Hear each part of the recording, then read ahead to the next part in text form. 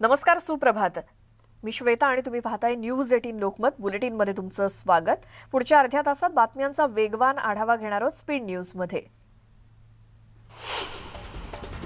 राज्यामध्ये गेले 3 दिवस घटलेल्या कोरोना रुग्णसंख्येत पुन्हा एकदा वाढ झाली आहे. गेल्या 24 तासात राज्यात कोरोनाचे 46,723 इतके नवे रुग्ण सापडलेत, तर दिवसभरात मुंबईत 16,420 नवे रुग्ण सापडलेत. राज्यात गेल्या 24 तासात 46,000पेक्षा जास्त रुग्णांची नोंद झाली. त्यामुळे रुग्णसंख्या घटते असं समजू नका, असं आरोग्यमंत्री राजेश टोपे म्हणाले. राज्यात 2.25 लाख ऍक्टिव्ह रुग्ण आहेत, तर रुग्णालयात 14% रुग्ण भरती आहेत. कोरोनाचे 86% रुग्ण होम क्वारंटाईन आहेत, तर 2.8% रुग्ण गंभीर स्वरूपाचे आहेत. मृत्यू दराचं प्रमाण कमी होताना दिसतंय, अशी माहिती राजेश टोपे यांनी दिली. लसीकरणाच्या प्रमाणात होणारी घट चिंताजनक आहे. त्यामुळे लसीकरणासाठी कडक निर्णय घेणार असल्याची माहिती टोपेंनी दिली. शाळा 15 ते 20 दिवस बंदच ठेवल्या जातील. आढावा घेऊनच मग शाळा सुरू करण्याचा निर्णय घेतला जाईल.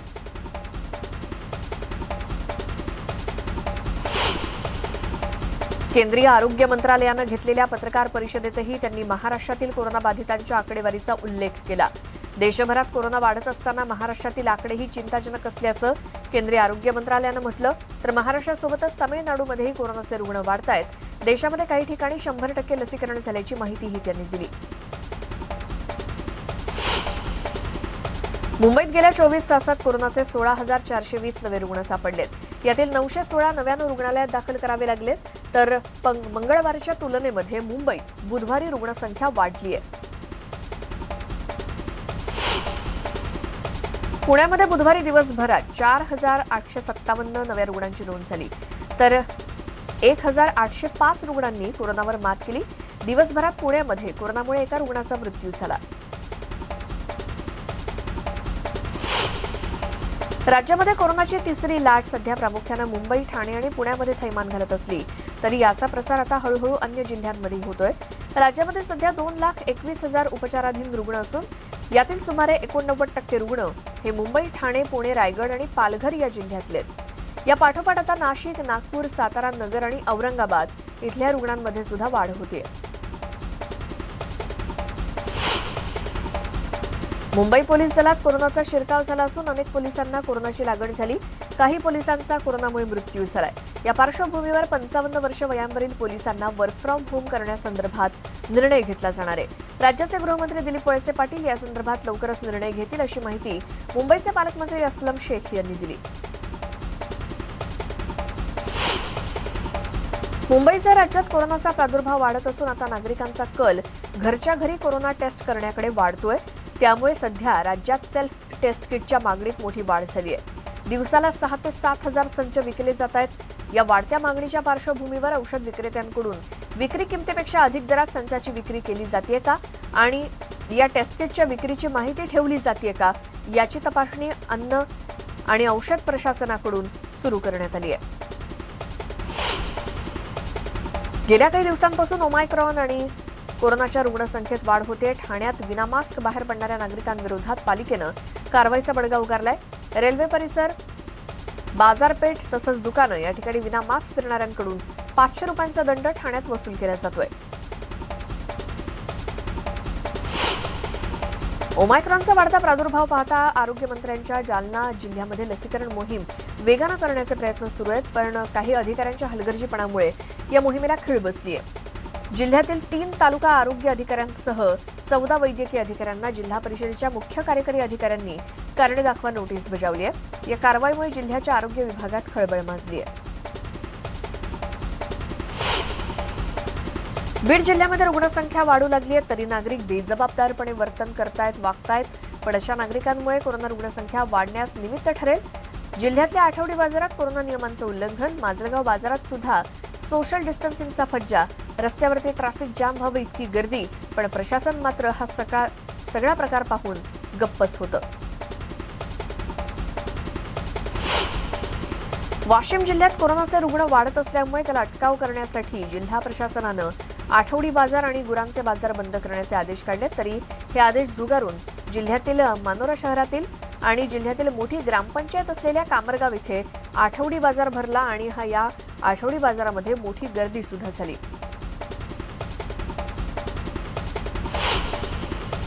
राज्यातील सर्वच दुकानांवरच्या पाट्या या मराठीमध्ये कराव्या लागणार आहेत। महाराष्ट्रातले दुकानं आणि आस्थापना अधिनियम 2017 लागू होत असल्यामुळे यापेक्षा कमी कामगार असलेल्या आस्थापना आणि दुकानं नियमातून पळवाट काढत असल्याचं आढळून आलं।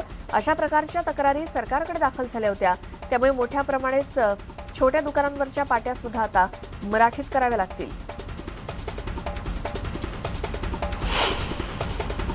आगामी गोवा विधानसभा निवडणुकीच्या पार्श्वभूमीवर विरोधी पक्षनेते देवेंद्र फडणवीसांनी केलेल्या वक्तव्याला शिवसेना खासदार संजय राऊतांनी प्रत्युत्तर दिलं। त्यासोबतच उत्तर प्रदेश विधानसभा निवडणुकांसंदर्भात सुद्धा त्यांनी वक्तव्य केलंय। उत्तर प्रदेशात सत्तांतर अटळ आहे असं मत त्यांनी मांडलंय।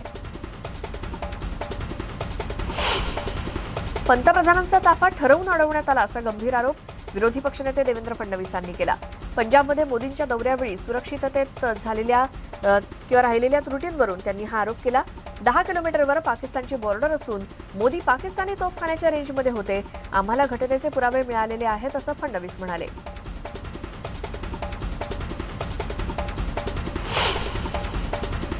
एकनाथ खडसेंच्या पत्नी मंदाकिनी खडसेंना हायकोर्टानं दिलासा दिला। पुणे भोसरी जमीन घोटाळ्याप्रकरणी त्यांचा दिलासा कायम आहे। 17 फेब्रुवारीपर्यंत कोणतीही कठोर कारवाई न करण्याचे निर्देश तपास यंत्रणेला देण्यात आले।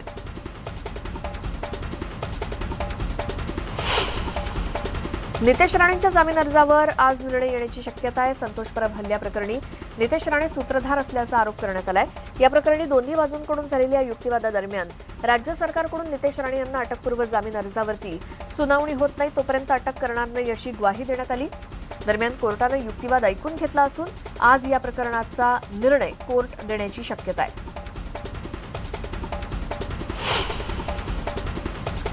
शंभर कोटी वसुली प्रकरणात माजी गृहमंत्री अनिल देशमुख हे आर्थर रोड तुरुंगात आहेत। त्यांच्या जामीन अर्जावर देशमुखांच्या वतीनं युक्तिवाद पूर्ण करण्यात आला असून आज ईडीकडून अनिल सिंग हे न्यायालयासमोर आपली बाजू मांडतील। यापूर्वी देखील न्यायालयात ईडीकडून अनिल देशमुख यांच्या जामिनाला विरोध झालाय, त्यामुळे आज सॉलिसिटर जनरल अनिल सिंग काय नवीन युक्तिवाद करतात हे पाहावं लागेल। एसटी कर्मचाऱ्यांचा संप सुरू झाल्यानंतर खासगी बसचालक एसटी महामंडळाच्या मदतीला धावून आले। मात्र मंगळवारी स्वारगेट एसटी डेपोतून सर्व खासगी गाड्या डेपोमधून बाहेर काढल्या गेल्या। यावरून खासगी बसेस चालकांकडून नाराजी व्यक्त करण्यात आली। पूर्वसूचना देऊन वाहतूक बंद करण्यास सांगायला हवं होतं अशी प्रतिक्रिया त्यांनी दिली आहे।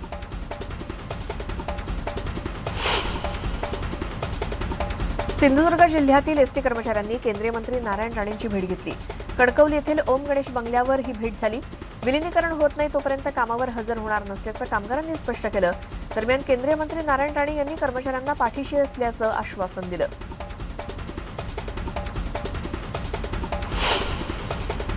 राजमाता जिजाऊ यांच्या जयंतीनिमित्तानं बुधवारी अमरावती जिल्हाधिकारी कार्यालयावर निघालेल्या मोर्चात 500 पेक्षा अधिक एसटी कामगारांच्या कुटुंबियांनी सहभाग घेतला होता। महिला, लहान मुलं मोठ्या प्रमाणात रस्त्यावर उतरले होते आणि या मोर्चाचं नेतृत्व युवा स्वाभिमान पार्टीचे आमदार रवी राणा, खासदार नवनीत राणा यांनी केलं। त्यानंतर जिल्हाधिकारी कार्यालयाबाहेर आंदोलन करून त्यांनी सरकारचं लक्ष वेधून घेतलं। सिंधुदुर्ग जिल्हा बँकेच्या अध्यक्ष उपाध्यक्ष पदासाठी आज जिल्हा बँकेच्या ओरस प्रधान कार्यालयामध्ये निवडणूक होणार आहे। त्यामुळे जिल्हा बँकेच्या अध्यक्षपदाची माळ कोणाच्या गळ्यात पडते याकडे सर्वांचं लक्ष लागलंय। सध्या तरी सतीश सावंत यांचा पराभव करून शिवसेनेला धक्का देत निवडून आलेले विठ्ठल देसाई यांचं नाव अध्यक्षपदासाठी आघाडीवर आहे। मात्र केंद्रीय मंत्री नारायण राणे कोणाच्या नावावरती शिक्कामोर्तब करणार याकडे सर्वांचं लक्ष लागलंय।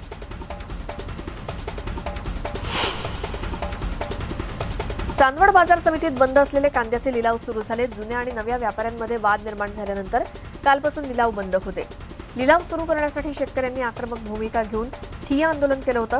अखेर सभापती डॉक्टर आत्माराम कुंभारडे यांच्या नेतृत्वाखाली व्यापारी, शेतकरी आणि संचालक मंडळाची बैठक होऊन त्यात नव्या व्यापाऱ्यांनी कांदा खरेदीला होकार दिल्यानंतर लिलाव सुरू झाले। अकोला जिल्हा नियोजनच्या वतीनं राज्यातील पहिल्या दिव्यांगांसाठीच्या 119 फिरत्या विक्री केंद्राचं उद्घाटन करण्यात आलं।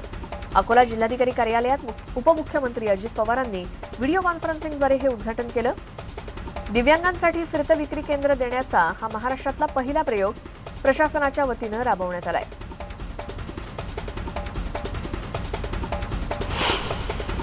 यवतमाळ जिल्ह्यातील उमरखेड इथे एका डॉक्टरची दिवसाढवळ्या हत्या करण्यात आली होती। या प्रकरणातील आरोपींचा शोध घेण्यासाठी पोलिसांनी 5 पथकं तयार केली आहेत। हत्येचा नेमका उद्देश काय होता याचा तपास करण्याचं आव्हान पोलिसांसमोर आहे।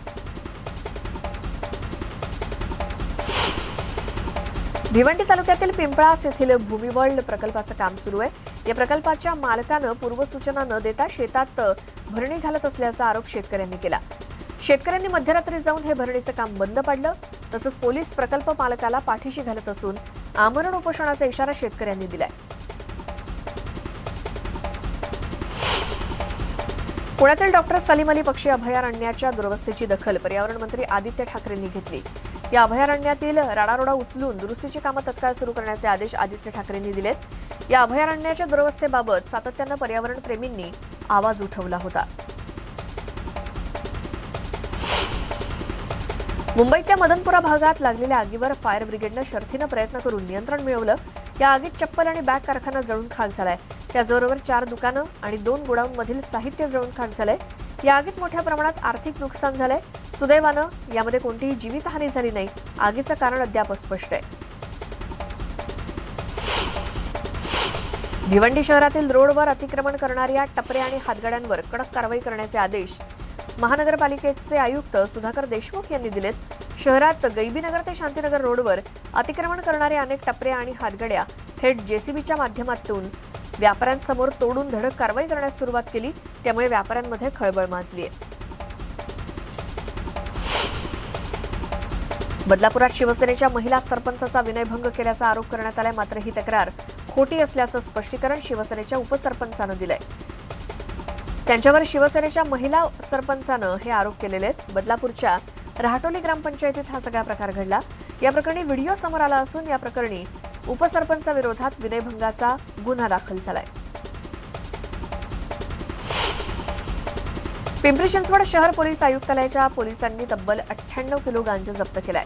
या कारवाईत 2 गांजा तस्करांसह एका महिला आरोपीला अटक करण्यात आली आहे। चाकण शिक्रापूर महामार्गावर पेट्रोलिंग करत भरधाव केलेल्या वाहनावरती पोलिसांना संशय आला आणि पोलिसांनी चेक केलं असता सीट खाली 10 पुडे आणि डिक्कीमध्ये 39 पुडे गांजा सापडला। यवतमाळ जिल्ह्यामध्ये घाटंजी इथल्या घाटी बेघर परिसरामध्ये लहान भावानं मोठ्या भावाची हत्या केली। पैशांसाठी आईला शिवीगाळ करणं, मानसिक त्रास देणं हे नेहमीच झालं होतं। त्यामुळे संतापलेल्या लहान भाऊ दिलीपनं तीक्ष्ण हत्यारानं मोठा भाऊ दीपकची हत्या केली। या प्रकरणी घाटंजी पोलिसात खुनाचा गुन्हा दाखल झालाय।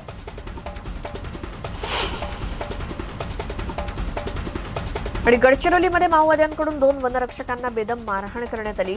वनविभागाचे 2 कर्मचारी भामरागड तालुक्यात नारगुडा जंगलामध्ये विकास काम सुरू करत असताना विकास कामांसाठी गेले होते आणि त्यावेळी ही घटना घडली। दोन्ही वनरक्षकांवरती उपचार सुरू असून भामरागड पोलीस ठाण्यामध्ये गुन्हा दाखल करण्यात आलाय।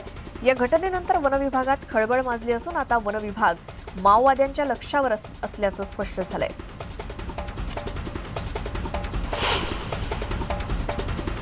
एक छोटासा ब्रेक घेऊन लगेच परत येऊया। तुम्ही पाहत राहा स्पीड न्यूज।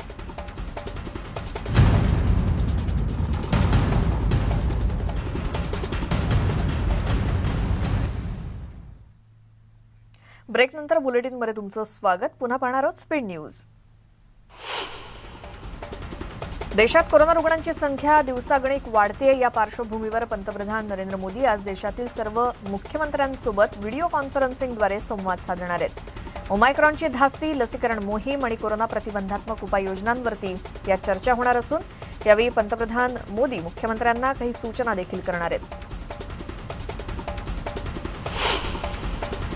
भाजप केंद्रीय निवडणूक समितीची आज सकाळी 10 वाजता भाजप मुख्यालयामध्ये बैठक होणार आहे। या बैठकीत उत्तर प्रदेशातील पहिल्या 3 टप्प्यातील उमेदवार ठरण्याची शक्यता आहे। महत्त्वाचं म्हणजे उत्तर प्रदेशचे मुख्यमंत्री योगी आदित्यनाथ हे अयोध्या विधानसभा मतदारसंघातून लढणार असल्याचं बोललं जातंय। निवडणूक समितीच्या बैठकीला पंतप्रधान नरेंद्र मोदी, केंद्रीय गृहमंत्री अमित शहा, परिवहन मंत्री नितीन गडकरी यांच्यासह JP नड्डा देखील उपस्थित असतील। पंजाब विधानसभा निवडणुकीसाठी काँग्रेस उमेदवारांची पहिली यादी आज जाहीर होण्याची शक्यता आहे। काँग्रेसच्या अध्यक्षा सोनिया गांधी यांच्या अध्यक्षतेखाली आज पक्षाची केंद्रीय निवडणूक समितीची बैठक आयोजित केली गेली आहे। या बैठकीमध्ये पंजाब विधानसभा निवडणुकीसाठी उमेदवारांच्या नावावर अंतिम निर्णय होणार आहे आणि या बैठकीनंतर पंजाब निवडणुकीसाठी पहिली यादी जाहीर करण्यात येणार असल्यानं तसं सूत्रांनी सांगितलंय। जम्मू काश्मीरच्या कुलगाममध्ये लष्कराचे जवान आणि दहशतवाद्यांमध्ये चकमक झाली। यावेळी एका दहशतवाद्याचा खात्मा करण्यात भारतीय जवानांना यश आले। या चकमकीदरम्यान एक जवान शहीद झाला असून 3 जण जखमी झालेत. त्यांना उपचारासाठी रुग्णालयात दाखल केलंय. अद्यापही या परिसरात सर्च ऑपरेशन राबवलं जात आहे.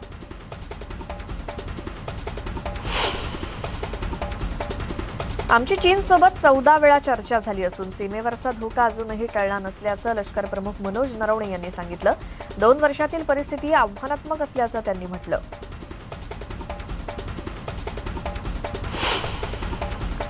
आता लवकरच माध्यमांचा टीआरपी सुरू होणार आहे. माध्यमातील सुदृढ स्पर्धेसाठी बीएआरसी कडून नव्या बदलांचा टीआरपी सुरू होतोय.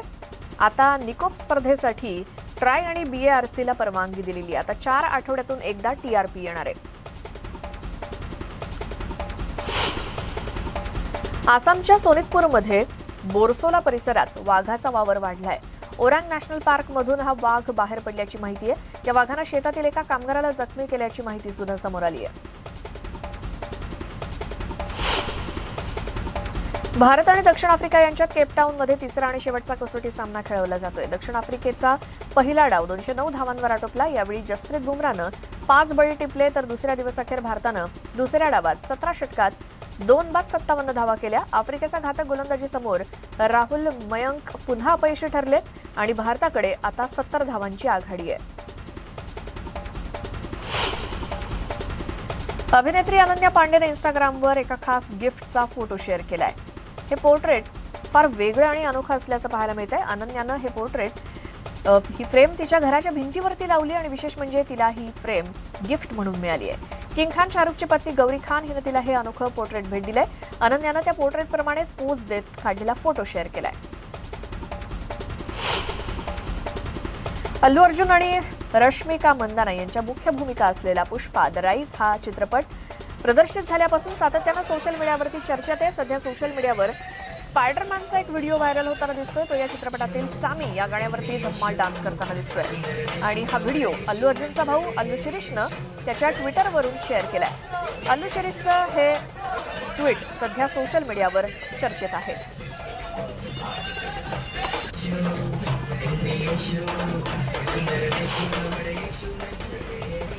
या स्पीड न्यूज सोबतच वेळ झाली आहे. या बुलेटिनमध्ये इथेच थांबण्याची. इतर सगळ्या बातम्यांच्या अपडेट्ससाठी न्यूज 18 लोकमतच्या युट्यूब चॅनलला सबस्क्राईब करायला विसरू नका आणि घराबाहेर पडताना मास्क वापरा. सरकारनं घालून दिलेले सगळे नियम पाळा आणि सुरक्षित राहा.